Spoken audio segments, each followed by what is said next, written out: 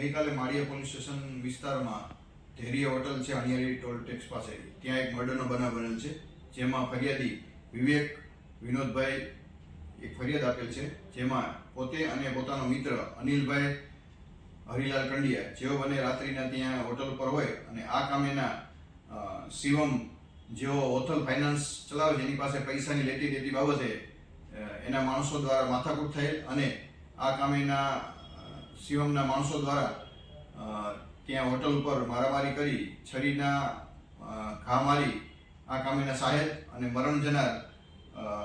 અનિલ હરિભાઈને છરીના ઘા મારી અને મૃત્યુ નિપજાવેલ છે. જે કામે ગુનાના કામેના કુલ 6 આરોપીઓની ધરપકડ કરવામાં આવેલ છે, જેમાં એક મોહન ઉર્ફે શિવમ ભગવાનજીભાઈ ભુંભરિયા છે, તથા રમેશ ઉર્ફે રામો અર્જુનભાઈ, તથા પૃથ્વીરાજસિંહ ભગીરથસિંહ ઝાલા,